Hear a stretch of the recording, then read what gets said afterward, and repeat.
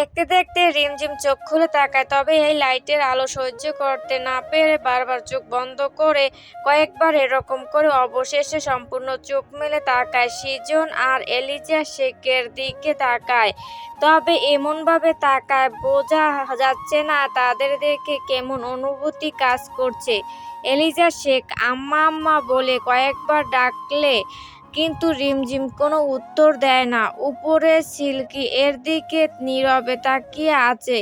কিছু সময় পর অভিষেক, আপনি তো বুঝতেই পারছেন ডক্টর সৃজন, কেন উনি এমন আচরণ করছেন। উনি মানসিকভাবে ঠিক নেই।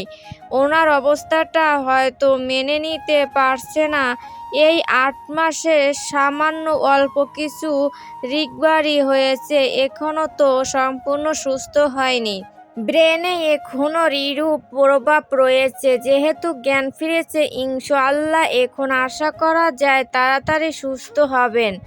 এতক্ষণ সৃজন কথাগুলো মন দিয়ে শুনছিল। রিমঝিমের আচরণে প্রথমে নিজেও এটাই আন্দাজ করেছিল, তবে মেনে নিতে অনেক কষ্ট হচ্ছে। না চাইলেও অনেক কিছু মেনে নিতে হয়। কিছু কিছু সময় আসে যেখানে আমাদের চাওয়া না চাওয়ায় কিছু আসে যায় না।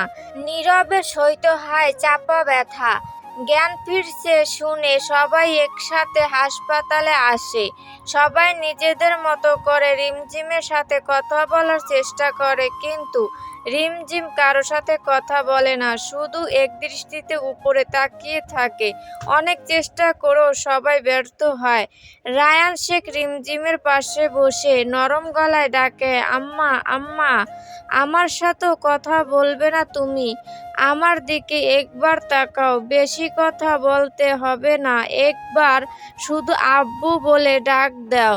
রিমঝিমের মুখ থেকে একটা শব্দ বের হয় না। কেমন যেন পুতুলের মতো আচরণ, হৃদয়ে কোনো অনুভূতি নেই। রায়ান শেখ ব্যর্থ হয়ে একটা দীর্ঘশ্বাস ফেলে দূরে আসেন। কাছে থাকলে আরো খারাপ লাগে। আদরের মেয়ের এমন অবস্থা চোখের সামনে ভাসলে আরো যন্ত্রণা লাগে। সৃজন দূর থেকে রিমঝিমের দিকে তাকিয়ে আছে। সবাই আপ্রাণ চেষ্টা করছে মেয়েকে স্বাভাবিক করার, কথা বলার, সবার চোখেই ব্যর্থতার প্রসন্ন।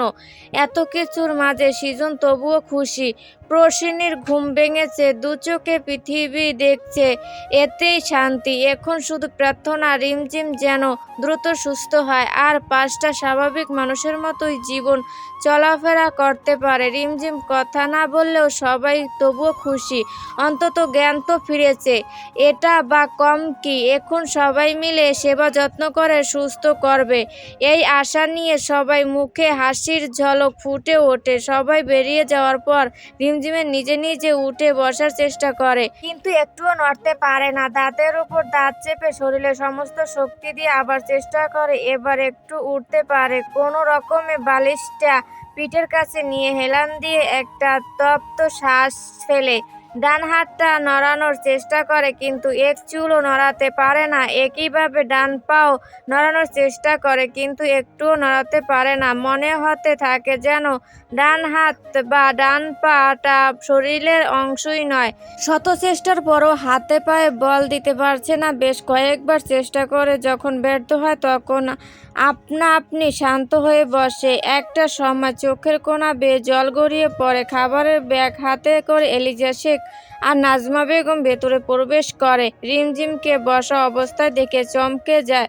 পরক্ষণই আবার বোধ হয় হয়তো ভালো লাগছিল না, তাই কোনো রকমে উঠে বসেছে। নাজমা বেগম এগিয়ে গিয়ে ব্যাগ থেকে খাবার বের করে প্লেটে বেড়ে রেডি করেন। অনেক দিন পর আজকে রিমঝিমের খাবে, তাই রিমঝিমের পছন্দের খাবার রান্না করেছে। এলিজা শেখ প্লেট হাতে নিয়ে যত্ন সহকারে ভাত মেখে লোকমা তুলে রিমঝিমের মুখের সামনে ধরে। রিমঝিম মুখ খোলার বদলে উল্টো ঘুরিয়ে তাকায়।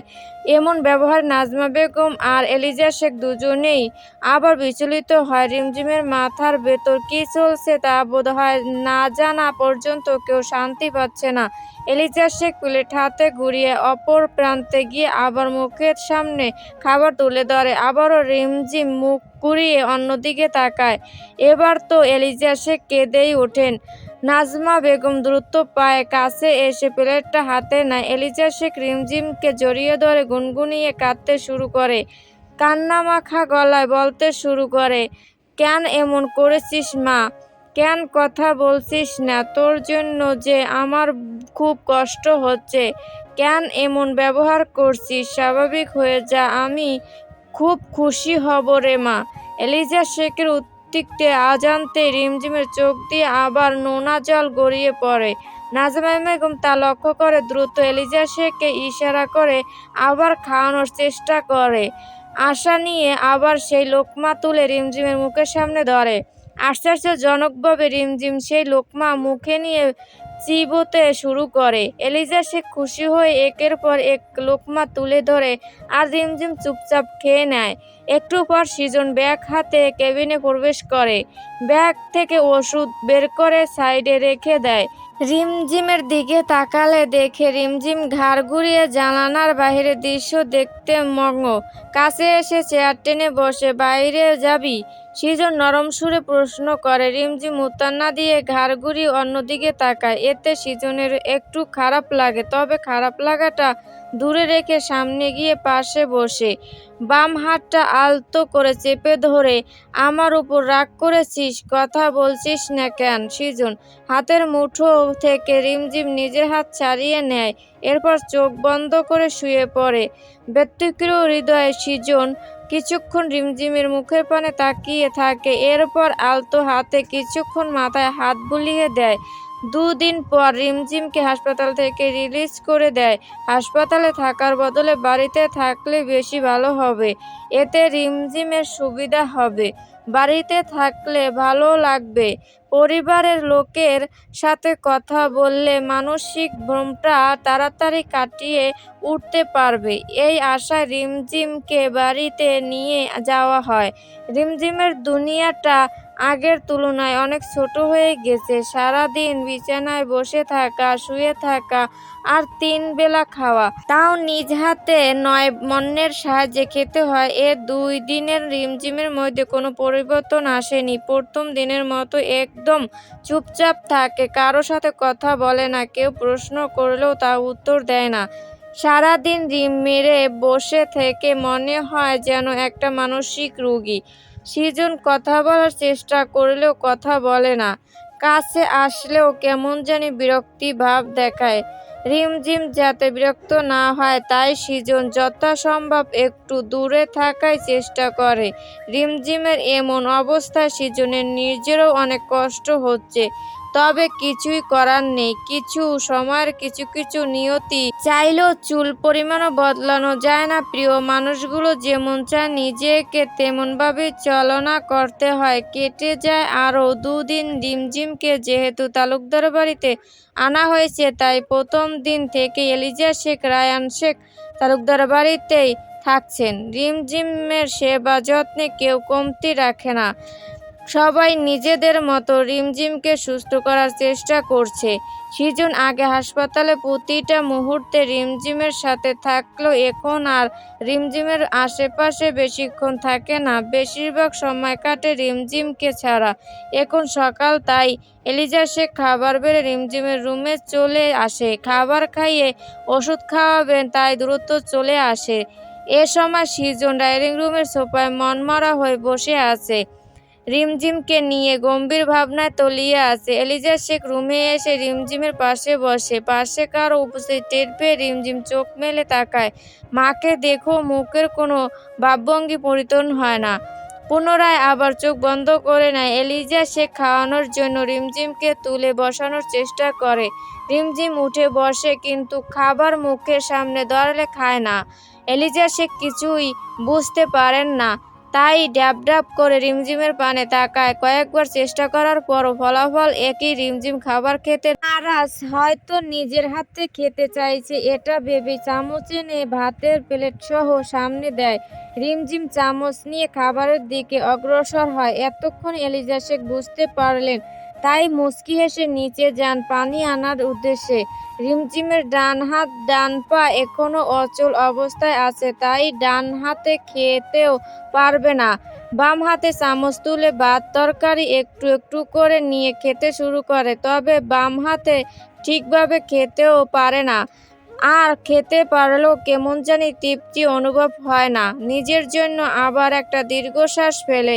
এই জীবনটা রিমঝিমের এখন বিষাক্ত লাগছে।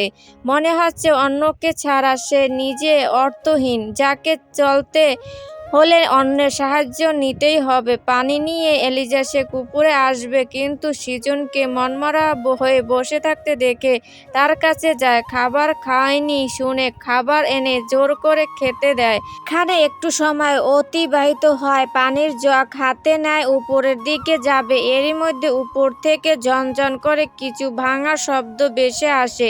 সৃজন সহ এলিজা শেখ দ্রুত উপরের রুমে চলে যায়। রুমে প্রবেশ করতেই একটু চমকে যায়। খাবারের প্লেটটা মেঝেতে খাবার সহ ভেঙে টুকরো টুকরো হয়ে আছে। অপ্রস্তুতভাবে রিমঝিমকে অস্বাভাবিক মনে হয়। সৃজন না এগিয়ে দরজা থেকে রিমঝিমের দিকে তাকায়। এলিজা শেখ রিমঝিমের কাছে গিয়ে জিজ্ঞেস করে, প্লেটটা পড়লো কিভাবে? হঠাৎ করে রিমঝিম ভাইলস হয়ে চিৎকার করে বলে, আমি ফেলেছি। কোনো সমস্যা? সৃজন এলিজা শেখ অবাকের চরম পর্যায়ে পৌঁছে যায়। রিমঝিমে এ কেমন অদ্ভুত ব্যবহার! রিমঝিমের চিৎকার নাজমা বেগম তৃতীয় দৌড়ে হম্বিতম্বি করে এই রুমে চলে আসে। খাবারের প্লেটটা ফেলার কি দরকার ছিল? কোনো সমস্যা হয়েছিল কি? এলিজা শেখ নরম কণ্ঠে প্রশ্ন করে, আমি এ বাড়িতে থাকবো না, আমাকে তোমরা নিয়ে যাও। আমি এখানে থাকতে চাই না। এখানে থাকলে আমি দম বন্ধ হয়ে মারা যাব। তোমরা আমাকে তাড়াতাড়ি নিয়ে যাও, তা না হলে আমি নিজেই নিজেকে শেষ করে দেব। একটানা কথাগুলো বলেই থেমে একদম নেয়। এমন হুমকিতে সবাই থমথম খেয়ে যায়। এত চেষ্টার পরও যে কথা বলতে চায় না, সে আজ এত ভাইলেন্স হয়ে কথা বলছে। যাকে আমরা মনে করছিলাম মানসিক রোগী, সে তো একদম ঠিকঠাক কথা বলছে। কিন্তু এত রেগে আছে কেন, এটা সবাই বুঝতে পারছে না। আম্মু, তুমি আমাকে নিয়ে যাবে কিনা বলো? আবার চিৎকার দিয়ে হুমকির স্বরূপ বলে। এলিজা শেখ গম্ভীর গলায় উত্তর দেয়, ঠিক আছে, নিয়ে যাব। আজকেই আমি যেতে চাইছি। আজকে মানে আজকেই। রিম, ঠিক আছে, আজকে নিয়ে যাব। এলিজা রিমঝিম শেখ বাড়িতে চলে গেছে আজ একদিন হলো। নাজমা বেগম স্মৃতি আফতার তালুকদার আজ দুপুরে গিয়ে দেখে এসেছে, তবে সৃজন এখনো যায়নি। সৃজন উদাস হয়ে ঘর অন্ধকার করে বসে সিগারেট টানছে আর রিমঝিমের কথাই ভাবছে। অতীতের সাথে বর্তমানকে যেন মেলাতেই পারছে না। কি ছিল আর এখন কি হলো? রিমঝিমের চোখে নিজের জন্য বিরক্তি দেখছে। না চাইলেও তাদের দুজনের মধ্যে এক পাহাড় সমান দূরত্ব বেড়ে গেছে। তাকে ছাড়া পাগল পাগল হয়ে গেছে। না পারছে তার কাছে যেতে, না পারছে তাকে ছাড়া থাকতে। এতদিনের কষ্টের পরও সুখ নামক বস্তুটা সৃজনকে ধরা দিতেই চাইছে না। কলিং বেল বেজে উঠলে এলিজা শেখ দরজা খুলে দেয়। সামনে সৃজনকে দাঁড়িয়ে থাকতে দেখে খুশি হয়। কোনো কথা না বলে সৃজন সোজা রিমঝিমের রুমে অগ্রসর হয়। ধীর পায়ে রুমে প্রবেশ করে। রিমঝিম জানালার পাশে হুইল চেয়ারে বসে আছে, দৃষ্টি বাহিরের বাগানের দিকে। রুমে কারো পায়ের শব্দ শুনে পেছনে তাকায়। সৃজনকে দেখে মুখের এক্সপ্রেশন পাল্টে যায়। আপনি কেন এখানে এসেছেন? কঠিন স্বরে। তোকে দেখতে খুব ইচ্ছে করছিল, তাই এসেছি। আপনি আর এখানে আসবেন না। আর হ্যাঁ, আমি আপনাকে খুব শীঘ্রই ডিভোর্স দিতে চাই। আচমকা এহেন কথা সৃজন শক খেয়ে যায়। কিছু সময় অতিবাহিত হওয়ার পর মুহূর্তে রিমঝিমকে জড়িয়ে ধরে ধরা গলায় বলে, তুই এমন কথা কেন বলছিস? আমি তো তোকে কখনোই ডিভোর্স দেব না। প্লিজ এমন কথা বলিস না, অনেক কষ্ট লাগে এই বুকে। হঠাৎই রিম কেঁদে উঠে। সৃজন বরকে গিয়ে দ্রুত রিমকে ছেড়ে দেয়। দেখুন না, আমার হাতটা কাজ করে না, আমার পা কাজ করে না, আমি নিজের হাতে খেতে পারি না, নিজের পায়ে হাঁটতে পারি না। আমি পঙ্গু হয়ে গেছি, আমি অচল হয়ে গেছি, আমি আপনার জীবনে থেকে বোঝা হতে চাই না। কাঁদতে কাঁদতে বলে সৃজন, আবার জড়িয়ে ধরে। পাগলি একটা, কে বলেছে তুই নিজের হাতে খেতে পারবি না, নিজের পায়ে হাঁটতে পারবি না? আমি তোকে সুস্থ করব, তোকে সুস্থ করার জন্য যা যা করতে হয় সব করব, তবুও শান্ত হ। রিমঝিম কিছু না বলে সৃজনের বুকে মাথা রেখে ফুঁপিয়ে ফুঁপিয়ে কাঁদতে শুরু করে। সৃজনও কাঁদতে দেয়, কাঁদুক, প্রাণ খুলে কাঁদুক, এতে মনটা হালকা হবে। এভাবে কাঁদতে কাঁদতে কতটা সময় চলে যায় তা দুজনেই জানা নেই। এখন হেঁকচি তুলে তুলে কাঁদছে, চোখের পানিতে সৃজনের শার্ট ভিজে জবজবে হয়ে গেছে। কিছু সময় পর যখন রিমঝিমের কোনো সাড়া শব্দ না পায় তখন বুকের দিকে তাকায়। বুকের মাঝেই ঘুমিয়ে পড়েছে, মুখের আলাদা, একদম বাচ্চাদের মতো। বাম হাতে শার্ট খামচে ধরেছে। অতিরিক্ত কান্নার কারণে নাকের ডগা লাল টকটকে হয়ে উঠেছে। দেখতে অবশ্য মায়াবী পরীর মতোই সুন্দর লাগছে। মেয়েটা কান্না করলে দেখতে খারাপ লাগে না, বরং একটু বেশি সুন্দর লাগে। প্রসিনে এতটা কাছাকাছি থাকতে সৃজনের বেশ ভালোই লাগছে। বলতে গেলে একটা অন্যরকম অনুভূতি, যে অনুভূতিটা একান্তই প্রিয় মানুষটার জন্য ফিল হয়।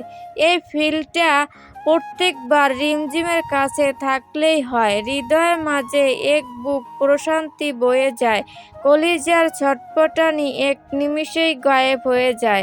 মন চাইছে এভাবেই তোকে বুকে নিয়ে সারা জীবন পার করি। আমার মায়ার রানী, তুই এতটা কষ্টে থাকলে আমার যে ভালো লাগে না, বুকে ব্যথা লাগে। তোর কান্না আমাকে অস্থির করে তোলে। একবার তুই ভালো হয়ে যা পাখি, তোকে যত্ন করে আগলে রাখবো, আর কোনো কষ্ট পেতে দেব না। রিমঝিমকে হুইল চেয়ারে থেকে সাবধানে তুলে বিছানায় শুয়ে দেয়। বাম হাতে এতটাই শক্ত করে শার্ট খামচে ধরেছে, ছাড়তেই ছাড়ছে না। আস্তে আস্তে হাতের মুঠো থেকে হাত ছাড়িয়ে গায়ে কম্বল মুড়িয়ে দেয়। ডক ডক করে এক গ্লাস পানি খেয়ে বিছানায় বসে রিমঝিমের মুখে তাকায়।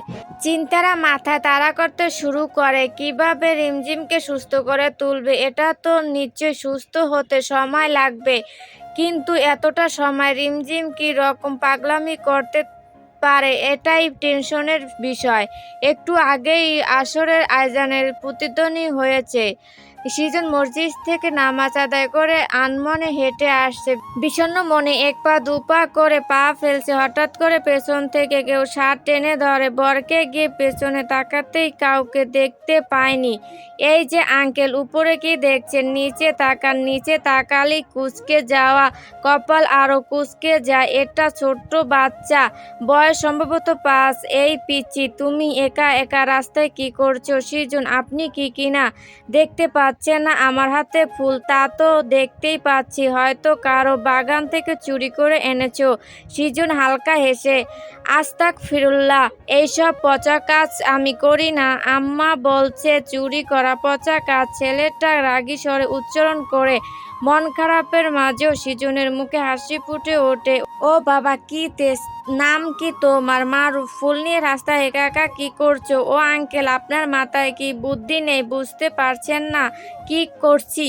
ঝাঁঝালো কণ্ঠে, আসলেই তো, এগুলো ফুল হাতে রাস্তায় দাঁড়িয়ে মানুষ তো ফুলই বিক্রি করবে। তোমার সাথে কেউ নেই? আছে, এই দিকে আম্মু ফুল বিক্রি করছে কিছুটা দূরে, দিকে ইশারা করে। ফুল নিয়ে নিন, না হলে নিয়েন না। কত প্রশ্ন করেন আপনি। ও সরি, এগুলো ফুল কত?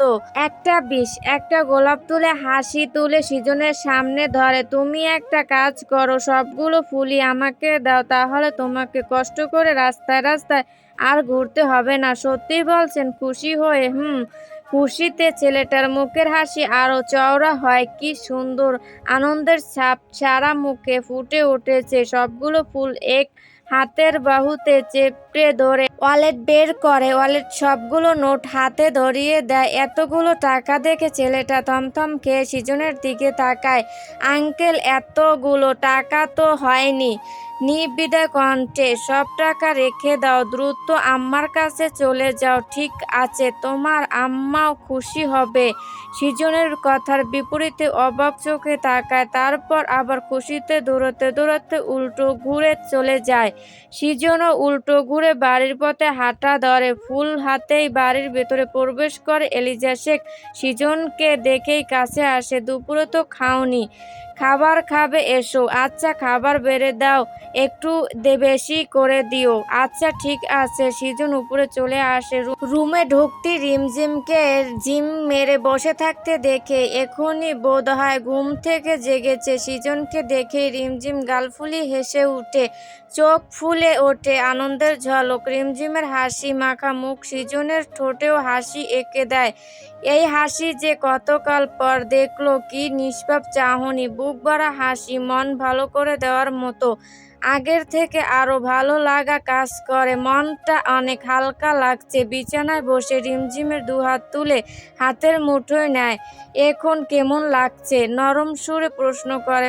ভালো লাগছে, আলতো হেসে জবাব দেয়। বিছানার সাইড থেকে ফুলগুলো নিয়ে রিমঝিমের সামনে তুলে ধরে। আমার ফুলের জন্য কয়েকটা ফুল, তবে তোমার সৌন্দর্যের কাছে এরা নিত্যই তুচ্ছ। মিষ্টি হাসি উপহার দিয়ে এতগুলো লাল গোলাপ দেখে রিমঝিমের হাসি চওড়া হয়। বিনা বাক্য যত্নে বাম হাতে ফুলগুলো তুলে নেয়, তবে সবগুলো ফুল নিতে পারে না। কয়েকটা পড়ে যায়। পড়ে যাওয়া ফুল থেকে দুটো গোলাপ সৃজন তুলে নেয়। কাঁটা আর পাতা ছাড়িয়ে রিমঝিমের মাথার ডান পাশের চুলে গুজে দেয়। আটকাতে না পারলে ড্রেসিং টেবিলের থেকে ক্লিপ এনে ধৈর্য নিয়ে মাথায় সেট করে নেয়। এবার ঠিকঠাক আছে। একটু ভালো রাখলে ফলো করে রাখবেন। ফুল সুন্দর লাগছে, আমার সুন্দর লাগছে না রিমঝিম?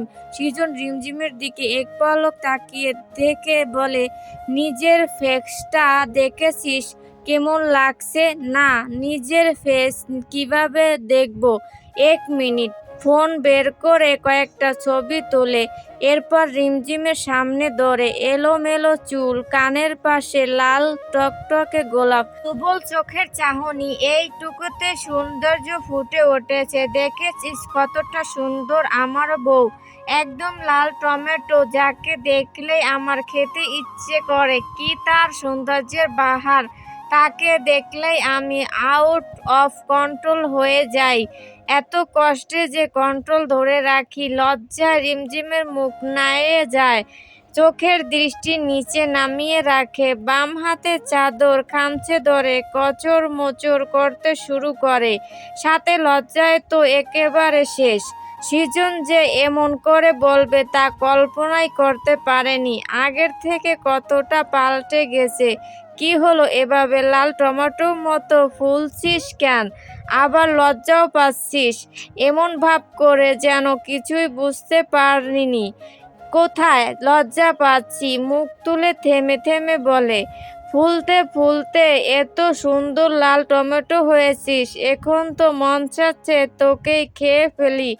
এতে আমাদের পরিবারও সম্পন্ন হয়ে যাবে। কি বলিস? শুরু করব? ঠোঁট কামড়ে ধরে হেসে বলে। কথাটা বুঝতেই এবার আরো বেশি লজ্জা পায়। মাথা ঘুরিয়ে অন্যদিকে তাকায়। হায় মাবুদ, ওনার কি মাথায় সমস্যা হলো? কি লজ্জাই না দিচ্ছে। মনে মনে সৃজন ভূতের মতো রিমঝিমের সামনে আসে। চমকে গিয়ে একটু পিছনে ঝুঁকে যায়। সৃজন একটু একটু করে ঝুঁকলে রিমঝিম পিছতে চেষ্টা করে। কি হলো পাখি, এমন ভয় পাচ্ছিস কেন?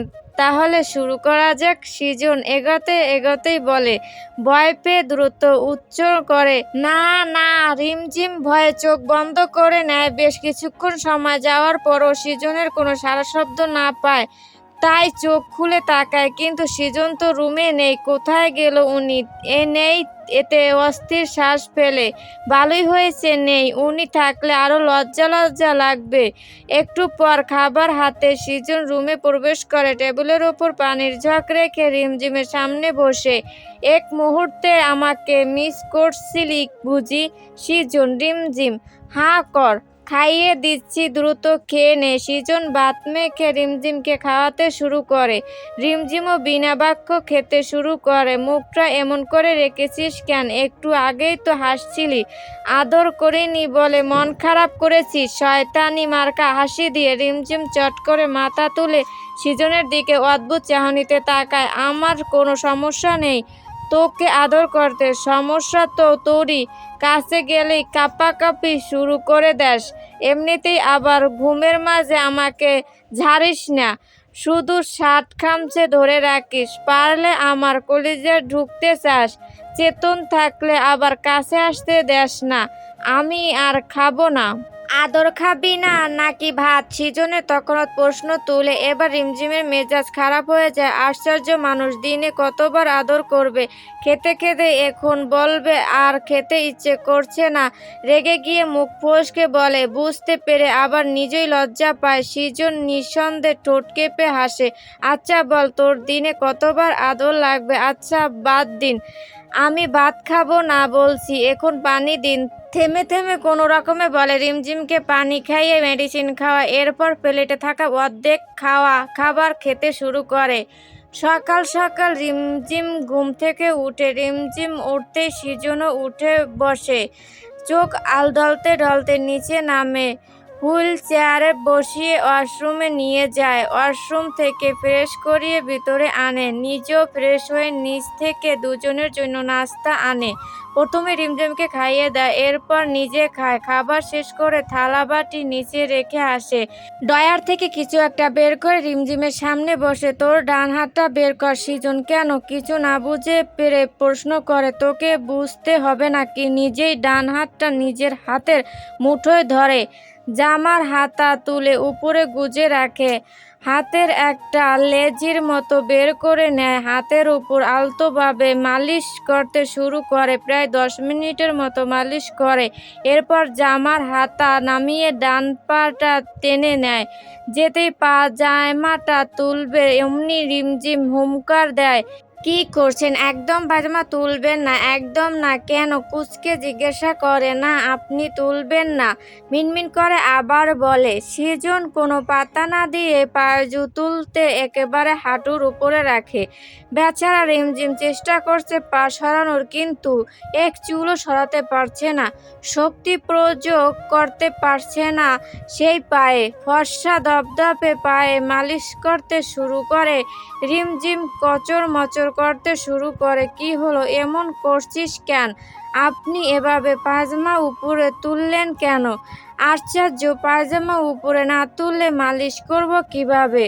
আম্মুকে বলতেন, আম্মু মালিশ করে দিত। আমি তোমার কে হই? স্বামী। আস্তে করে উচ্চারণ করে। তাহলে আমি করলে সমস্যা কি? আসলেই তো মনে মনে কোনো সমস্যা নেই মিনমিন করে। তাহলে চুপ করে বসে থাকো।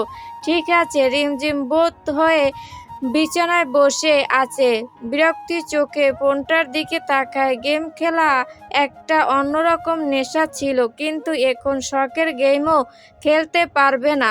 এ কারণে আরো বেশি বিরক্ত লাগছে। কিছুই করতে পারছে না, ঘুরতেও পারছে না। বসে বসে আর কতক্ষণ থাকা যায়? সৃজন রুমে প্রবেশ করে রিমঝিমের উদ্দেশ্যে বলে, গেম খেলতে পারছিস না, এটা নিয়ে আফসোস করতে হবে না। এখন চল, তোকে বাইরে ঘুরিয়ে নিয়ে আসি। ও মা, উনি কেমনে জানলো? আমি তো গেমের অ্যাপসগুলো হাইড করে রাখতাম। যাই হোক, উনি তো আমার মনের কথাই বলছে। বাইরে যাওয়ার জন্য আমার মনটা চটপটানি করছিল। দুজনের পাশে একটা পার্কে যায়। সকালে ফুরফুরে আবহাওয়ায় দুজনের ভালো লাগছে। কয়েকটা ছোট ছোট ছেলে মেয়ে খেলা খেলছে, সেদিকে মন দিয়ে রিমঝিম তাকিয়ে আছে। একটা দীর্ঘশ্বাস বেরিয়ে আসে। আফসোস হচ্ছে নিজের পায়ে হাঁটতে পারছে না। সৃজন বুঝতে পেরে অন্য সাইডে আসে। বাদাম বুট কিনে রিমঝিমকে দেয়। খুশি মনে বাদাম বুট চিবাচ্ছে আর আশেপাশে নজর বুলাতে থাকে। পৃথিবী আসলেই সুন্দর। যদি ভাবনা হয় সুন্দর, তাহলে যে কোনো স্থান থেকেই আনন্দ উপভোগ করা যায়। নিজেকে সুখী বলে মনে করা হয়, তাহলে দেখবে আপনি আল্লাহ তাআলার শুকরিয়া আদায় করবে।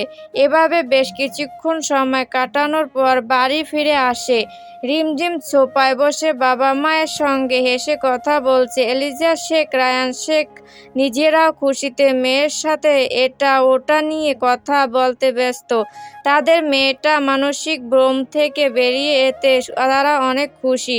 বুকের মাঝে থাকা ভারী পাথরটা এক ঝটকায় যেন সরে গেছে, এমন হালকা অনুভূতি হচ্ছে। এভাবে কেটে যায় আরও বেশ কয়েকটা দিন। সৃজন আবার হাসপাতালে জয়েন করেছে। নিয়ম করে রিমঝিমের সেবা যত্ন করে, আবার নিজের ডিউটিও পালন করে। রিমঝিমের হাত পায়ের এখনও সেই আগের অবস্থা।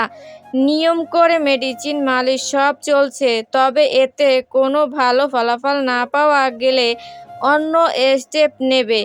কি করবে সেটা রিমঝিমের কন্ডিশনের উপর নির্ভর করছে। রাতের খাওয়া দাওয়া সেরে সৃজন রিমঝিমে শুয়ে পড়ে। ঘুমের ওষুধ দেওয়ার জন্য রিম অনেক আগেই ঘুমিয়ে গেছে, কিন্তু সৃজনের চোখে ঘুম আসছে না। রিমঝিমকে আলতো হাতে জড়িয়ে ধরে ঘুমানোর ব্যর্থ চেষ্টা করে। রাত প্রায় 2টা। কারো কান্নার শব্দে সৃজনের ঘুম হালকা হয়ে আসে। দফর করে উঠে বসে। রিমঝিম ফুঁপিয়ে ফুঁপিয়ে কান্না করছে। উতলা হয়ে দ্রুত কাঁপা কণ্ঠে প্রশ্ন করে, কি হয়েছে? কাঁদছিস কেন? হাতে পায়ে কি ব্যথা করছে? রিমঝিম ভরকে গিয়ে অদ্ভুত চোখে তাকায়।